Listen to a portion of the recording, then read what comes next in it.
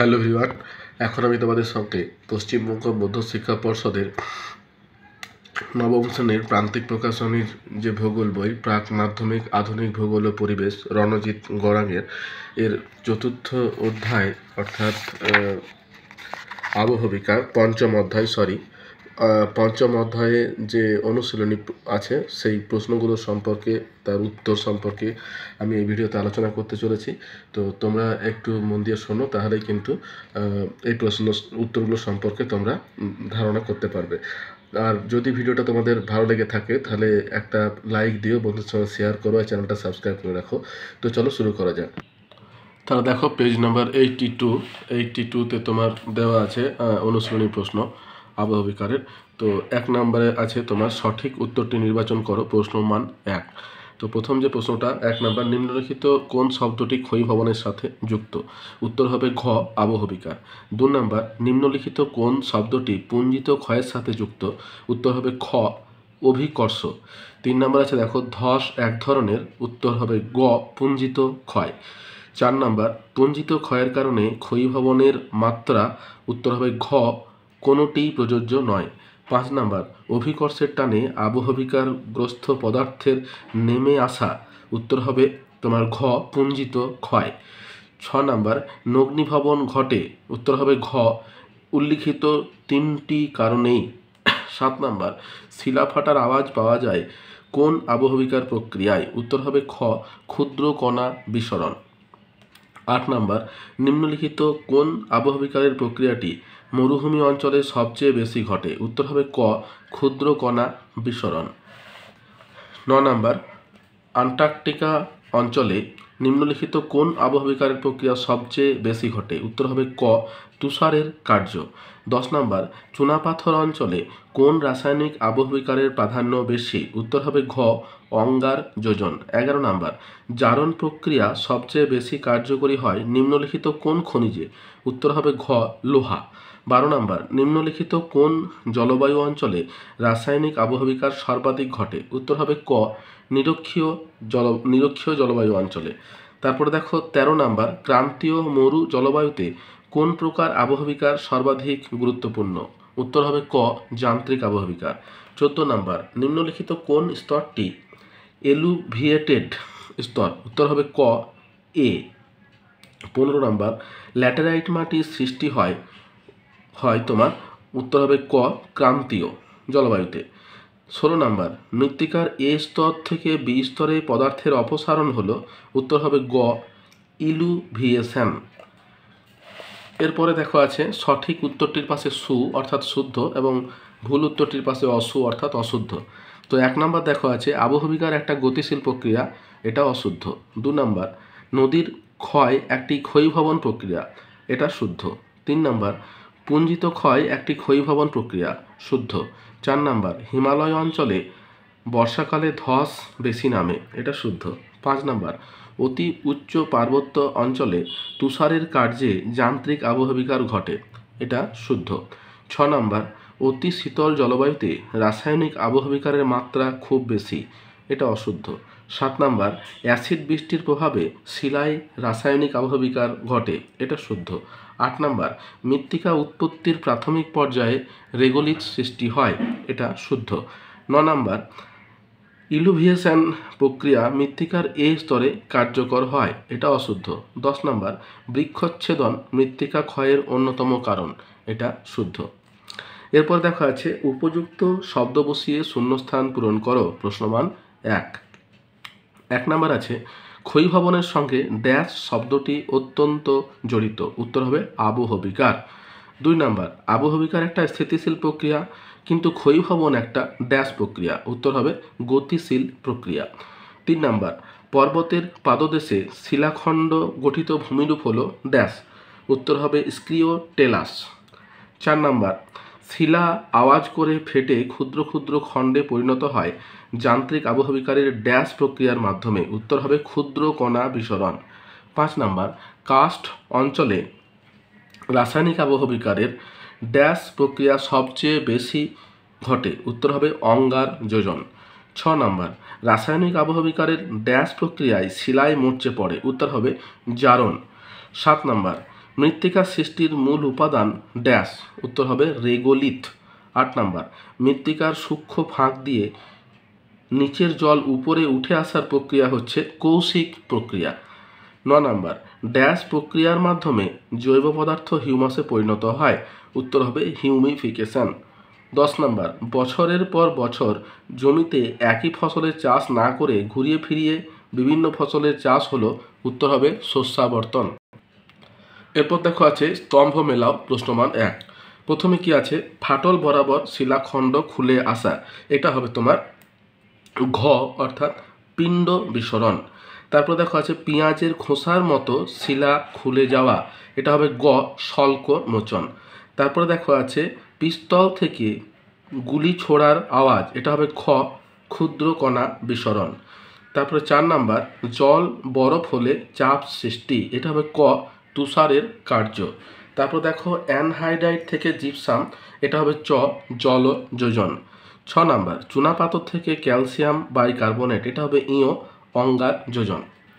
এরপরে দেখো আছে 2-1 কথায় উত্তর দাও, প্রশ্নমান 1। 1 নাম্বার আছে প্রাকৃতিক শক্তির মাধ্যমে পদার্থের অপসারণ কি নামে পরিচিত, উত্তর হবে ক্ষয়ীভবন। 2 নাম্বার দেখো আছে পুঞ্জিত ক্ষয়ে কোন শক্তি সবচেয়ে বেশি গুরুত্বপূর্ণ, এটা হবে অভিকর্ষজ বল। 3 নাম্বার, কোন জলবায়ু অঞ্চলে অগ্নিভবনের হার সবচেয়ে কম, উত্তর হবে মরুভূমি অঞ্চলে। তারপরে দেখা আছে স্ট্যালাকটাইট কোন রাসায়নিক অবহবিকারের প্রক্রিয়ার ফল, উত্তর হবে অঙ্গার যোজন। তারপরে 5 নাম্বার, কাস্ট অঞ্চল প্রধানত কোন শিলা দ্বারা গঠিত, উত্তর হবে চুনা পাথর। 6 নাম্বার, চুনা পাথর গুহার মেঝেতে সঞ্চিত ক্যালসাইট কি নামে পরিচিত, তাহলে সেটা হবে তোমার স্ট্যালাগমাইট। ঠিক আছে, নেক্সট দেখো 7 নাম্বার, কোন দুটি মৃত্তিকা স্তরকে একত্রে সোলাম বলে, উত্তর হবে এ ও বি স্তর। 8 নাম্বার, জারণ কোন ধরনের আবহবিকারের প্রক্রিয়া, উত্তর হবে রাসায়নিক আবহবিকারের প্রক্রিয়া। 9 নাম্বার, গ্রানাইট শিলা পেঁয়াজের খোসার ন্যায় খুলে যাওয়া কি নামে পরিচিত, উত্তর হবে শল্কমোচন। 10 নাম্বার, চুনাপাথর গঠিত অঞ্চল কি নামে পরিচিত, উত্তর হবে কার্স্ট নামে পরিচিত। এরপর দেখো আছে নিচের প্রশ্নগুলির উত্তর সংক্ষেপে লেখো, প্রশ্নমান 2। প্রথমে আছে আবহবিকার কি, দেখো 71 নাম্বার পাতা, দেখো 71 নাম্বার পাতাতে প্রথমেই দেখো দেওয়া আছে আবহবিকার। এই দেখো প্রথমে আবহবিকার শব্দটি তোমাদের কাছে নতুন মনে হলো, এখান থেকে নয়, এই দেখো এখানে দেওয়া আছে সংজ্ঞা, এই সংজ্ঞাটা তোমরা এইখান থেকে এত দূর পর্যন্ত করবে, ঠিক আছে, তাহলেই হবে আবহবিকার। নেক্সট যে প্রশ্নটা আছে দেখো পুঞ্জিত ক্ষয় কি, 72 নাম্বার পাতাতে চলে এসো। 72 নাম্বার পাতাতে দেখো এই যে দেওয়া আছে পুঞ্জিত ক্ষয় মাস ওয়াস্টিং, তাহলে তোমরা এইখান থেকে এত দূর পর্যন্ত, এবং তারপর দেখো এইখানে তোমার সংজ্ঞাটা দেওয়া আছে, এইখান থেকে এই এত দূর পর্যন্ত করবে। পুঞ্জিত ক্ষয়ের মাধ্যম নয়, জলের উপস্থিতি পুঞ্জিত ক্ষয়ের মাত্রা বাড়তে পারে, ঠিক আছে, অতএব এইখান থেকে এত দূর পর্যন্ত করবে, এই একদম শেষ পর্যন্ত, অর্থাৎ এইখান থেকে এত দূর পর্যন্ত করলে তোমাদের ভালো হবে, ঠিক আছে। নেক্সট যে প্রশ্নটা আছে দেখো বলছে অগ্নিভবনের সূত্রটি কি, 73 পাতাতে চলে এসো। অগ্নিভবনের সূত্র, এই দেখো অগ্নিভবনের সূত্র হচ্ছে অগ্নিভবন ইজ ইকুয়াল টু আবহবিকার প্লাস পুঞ্জিত ক্ষয় প্লাস ক্ষয়ীভবন, এটাই হচ্ছে অগ্নিভবনের সূত্র। নেক্সট যেটা আছে দেখো 4 নাম্বার, জারণ কাকে বলে, এটা 76 নাম্বার পাতায় চলে এসো। 76 নাম্বার পাতায় এই দেখো দেওয়া আছে জারণ, যার ইংরাজি হচ্ছে অক্সিডেশন, এইখান থেকে শুরু করবে এত দূর পর্যন্ত করতে হবে, শিলায় মরচে ধরে পর্যন্ত, তারপরে রাসায়নিক বিক্রিয়াটা তোমরা দিতে পারো, দিলে ভালো। নেক্সট যেটা আছে রেগোলিথ কি, রেগোলিথ কি, 78 নাম্বার পাতাতে চলে এসো। 78 নাম্বার পাতাতে এই দেখো নিচের দিকে দেওয়া আছে রেগোলিথ, ঠিক আছে, রেগোলিথের উৎপত্তি, এই যে এখানে আছে রেগোলিথের উৎপত্তি, এইখান থেকে এত দূর পর্যন্ত তোমাদেরকে করতে হবে। নেক্সট যেটা আছে 6 নাম্বার সোলাম কি, 79 পাতাতে চলে এসো। 79 সোলাম, এই দেখো এখানে দেওয়া আছে সোলাম, মৃত্তিকা এ স্তর বি স্তরে, এই দেখো এইখানে আছে সোলাম, ঠিক আছে। অতএব তোমাদেরকে চতুর্থ পর্যায়ে এই যে এইখান থেকে যুগ যুগ ধরে থেকে চতুর্থ পর্যায়ে এখান থেকে প্রভৃতি হরাইজন্টালে রেগোলিথের নিচে এ স্তর বি স্তর হলো মৃত্তিকা একত্রে বলা হয় সোলাম, ঠিক আছে, লাতিন শব্দ। নেক্সট 7 নম্বরে দেখো আছে টেরারোসা কি। 78 নম্বর পেজে চলে এসো, দেখো এখানে দেওয়া আছে টেরারোসা, এই যে আছে টেরারোসা, একেবারে নিচের দিকে 3 নাম্বার যে পয়েন্টটা আছে এটা পুরোটাই লিখতে হবে। এখানে দেখো নিচের দিকে দেওয়া আছে টেরারোসা মৃত্তিকা। নেক্সট দেখো আছে 8 নাম্বার রেগুলিত ও মৃত্তিকার তফাৎ কি। 79 নাম্বার পেজে চলে এসো, দেখো এইখানে রেগুলিত এবং মৃত্তিকা এইখানে দেখো দেওয়া আছে ছোট্ট করে, এই যে ইয়েলো কালারের বক্সের মধ্যে রেগোলিত ও মৃত্তিকা, এইখান থেকে এতদূর পর্যন্ত লিখবে তাহলে হবে। আর তার সঙ্গে এই ছবিটা যদি দিয়ে দাও তাহলে ভালো হয়। এরপরে দেখো আছে এলুভিয়েশন কি। 80 নাম্বার পাতাতে চলে এসো, 80 নাম্বার পাতাতে এই দেখো এখানে দেওয়া আছে এলুভিয়েশন, এলুভিয়েশন। এই দেখো 4 নাম্বার যে পয়েন্টটা আছে এই 4 নাম্বার পয়েন্টটা হচ্ছে এলুভিয়েশন, অর্থাৎ এইখান থেকে এতদূর পর্যন্ত তোমাদেরকে করতে হবে। নেক্সট দেখো আছে 10 নাম্বার শস্যাবর্তনের সুবিধা কি কি। 81 নাম্বার পাতাতে চলে এসো, এই দেখো এখানে দেওয়া আছে শস্যাবর্তন, তাহলে এইখান থেকে এতদূর পর্যন্ত করবে এবং এর যে সুবিধা আছে সেগুলো এখানেই তোমার উর্বর শক্তি বজায় থাকে এবং মৃত্তিকা ক্ষয় কমে, এটাই হচ্ছে এর সুবিধা। নেক্সট দেখো যেটা আছে ক্ষয়ী ভবন কাকে বলে। 71 নাম্বার পাতাতে চলে এসো, 71 নম্বর পাতাতে এই দেখো এইখানে দেওয়া আছে ক্ষয়ী ভবন, এইখান থেকে এতদূর পর্যন্ত তোমাদেরকে করতে হবে ক্ষয়ী ভবন। নেক্সট যে প্রশ্নটা আছে দেখো 12 নম্বরে ক্ষয় সীমা কাকে বলে। 71 নম্বর পাতাতেই আছে, দেখো ক্ষয় সীমা এই হলো, এইখানে দেখো দেওয়া আছে ক্ষয় সীমা, এই যে ছোট্ট করে যে ইয়েলো কালারের যেটা দেওয়া আছে এইখান থেকে এতদূর পর্যন্ত তোমাদেরকে করতে হবে, তাহলেই হবে তোমার ক্ষয় সীমা, base level of erosion. Next দেখো আছে 13 নাম্বার ইলুভিয়েশন কি। 80 নাম্বার পাতাতে আছে দেখো ইলুভিয়েশন, এই দেখো 80 নাম্বার পাতাতে এই যে এইখানে আছে 5 নাম্বার পয়েন্টটা হচ্ছে ইলুভিয়েশন, অর্থাৎ তোমাদেরকে এইখান থেকে এতদূর পর্যন্ত করতে হবে।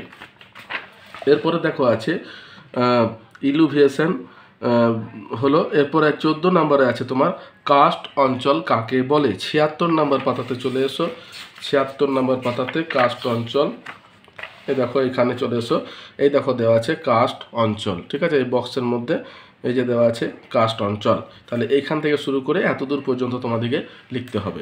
নেক্সট আর ছবিটা পারলে দিও, এই যে এখানে ছবিটা দেওয়া আছে এই ছবিটা দিতে পারো। তারপর দেখো আছে নগ্নি ভবন কি। 73 নাম্বার পাতাতে চলে এসো, 73 নাম্বার পাতাতে আছে নগ্নি ভবন, এই দেখো এখানে আছে নগ্নি ভবন, ডেনুডেশন বা নগ্নি ভবন, তাহলে এইখান থেকে এতদূর পর্যন্ত তোমাদেরকে করতে হবে নগ্নি ভবন।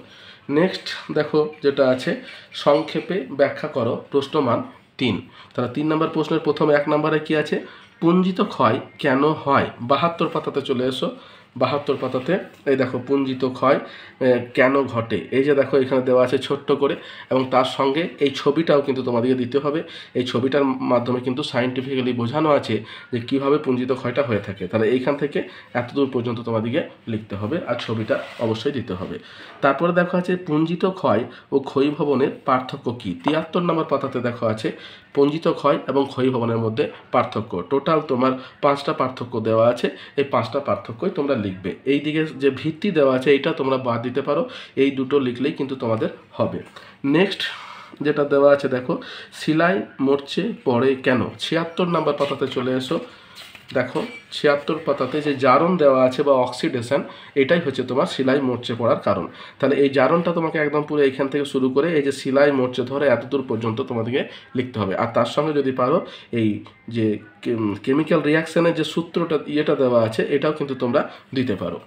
নেক্সট প্রশ্ন যেটা আছে সেটা হচ্ছে যে 4 নাম্বার কোন জলবায়ু অঞ্চলে ও কেন যান্ত্রিক আবহবিকার সর্বাধিক ঘটে। দেখো এটার জন্য তোমাকে এটা দিতে হবে, দেখো যান্ত্রিক আবহবিকার সর্বাধিক ঘটে, এখানে বলেছে কেন যান্ত্রিক আবহবিকার সর্বাধিক ঘটে। তাহলে দেখো মরু অঞ্চলে যান্ত্রিক আবহবিকার সব থেকে বেশি দেখা যায়, এটা তোমরা স্ক্রিনশট নিতে পারো।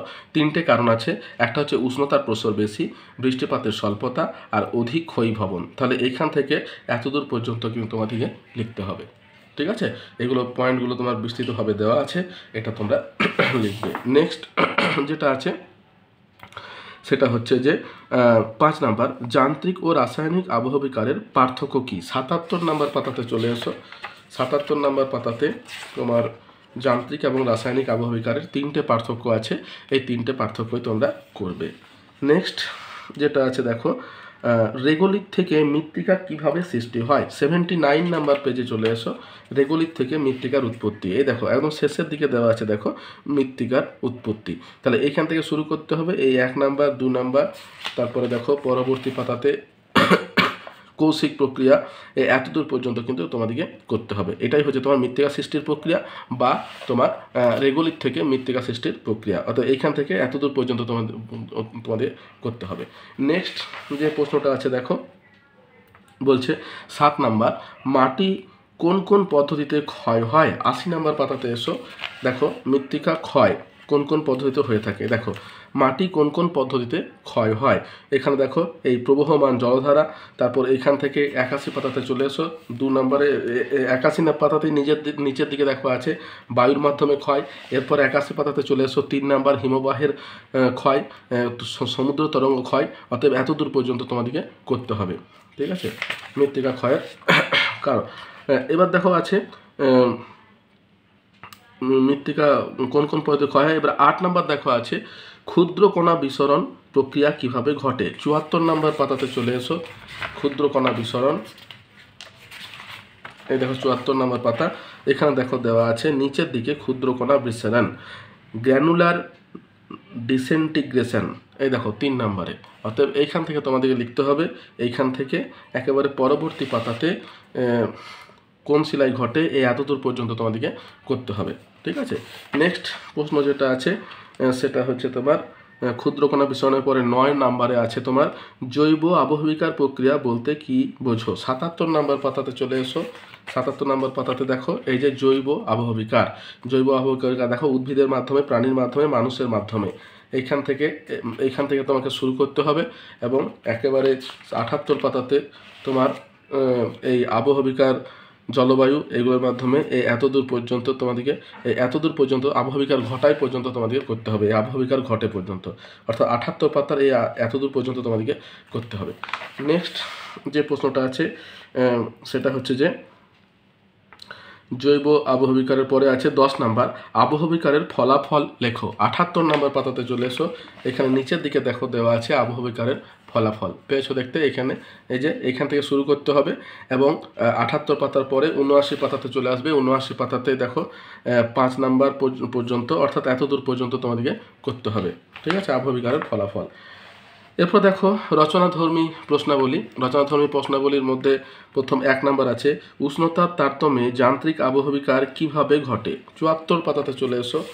74 পাতাতে উষ্ণতার তারতম্যে যান্ত্রিক আবহবিকারের যে যান্ত্রিক আবহবিকারের যে প্রক্রিয়াগুলো আছে সেগুলোই তোমাদেরকে করতে হবে।